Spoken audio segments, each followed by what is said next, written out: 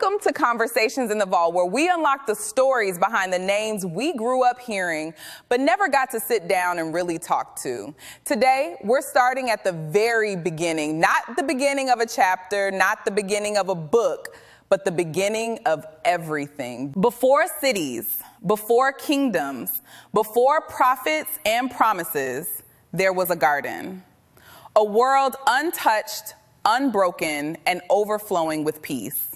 And in the very heart of that garden was a woman, the first woman to ever walk this earth. She was created with intention, shaped with care, breathed into with purpose, not as an accessory, not as an afterthought, but as a reflection of God's beauty, creativity, and strength. She walked in harmony.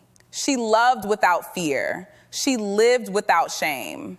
And she carried something we don't often talk about, the responsibility of being the first. But her story didn't end in innocence. It continued into complexity, choices, consequences, rebuilding, and redemption. Because Eve's story isn't just about a moment, it's about a journey of identity, growth, motherhood, and grace. And for generations, her name has been whispered with judgment, but today we're bringing her voice back into the light. Ladies and gentlemen, and everybody watching across the world, it is my honor to welcome the woman who began humanity's story, the mother of all living, the original queen of creation. Please welcome Eve. Eve, welcome to the vault. Thank you for having me, Sugah. It's a blessing to finally share my story in my own words. Let's go back to the very beginning. You opened your eyes and the world was brand new. What do you remember? I remember peace, light, beauty. Everything was alive, and I felt whole. I didn't know what loneliness was. I didn't even know fear existed. And being the first woman, what did that feel like? Like purpose stitched into every part of me. I wasn't just Adam's partner. I had my own walk with God, my own mind, my own identity. What was your relationship with God like? Close, pure. I felt his presence like a warm breeze. I never questioned if I was worthy. I just was. Loved. Seen. Complete. We have to talk about it. The moment everyone thinks they understand. So when you ate, was it rebellion, curiosity, confusion? A mixture. Curiosity, deception, but not evil. I didn't understand the weight of the choice. I didn't understand death, pain, or consequences. I had never experienced them. I was alone. That's the part people forget. Temptation hits hardest in isolation. The serpent wasn't just talking, he was twisting.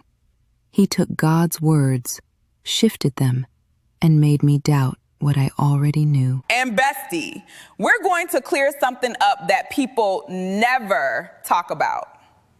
Eve took a bite first, yes, but evil did not enter the world when you ate.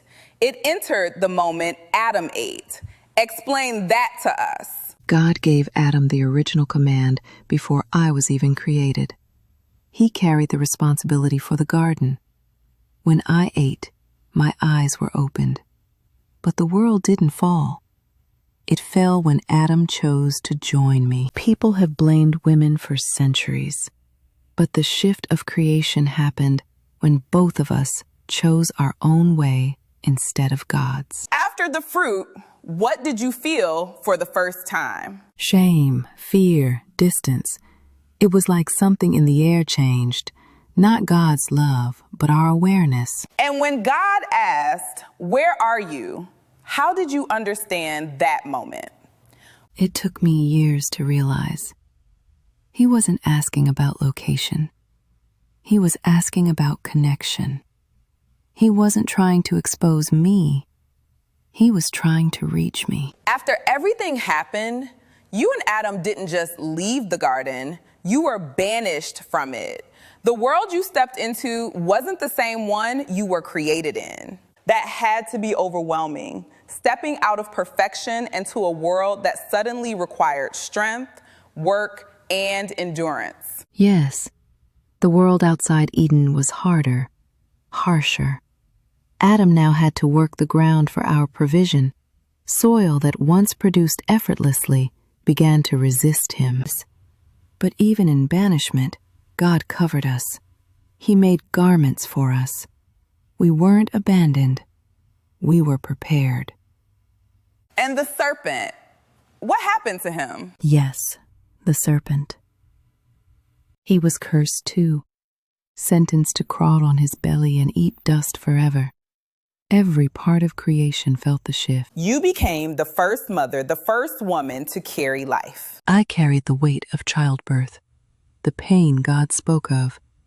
What was meant to be pure joy now carried labor, travail, sacrifice. It was beautiful and heartbreaking. Cain, Abel, I knew joy and sorrow in their purest forms. But through it all, God's presence remained. And after everything, do you forgive yourself? I do, because God did. My story isn't about failure. It's about grace. Eve, thank you for sharing your heart with us. Thank you for your honesty, your courage, and your voice. Thank you for letting me be heard. Family, here are today's vault keys from Eve's story. God doesn't call you out. He calls you back. You are more than the moments people remember. God's mercy meets you even in your hiding places. The fall didn't remove your purpose. It revealed your need for God. Family, if this conversation blessed you, like, comment, subscribe, and share this with someone who needs to hear it. Join me next time as we continue unlocking biblical stories with fresh eyes, right here on Conversations in the Vault.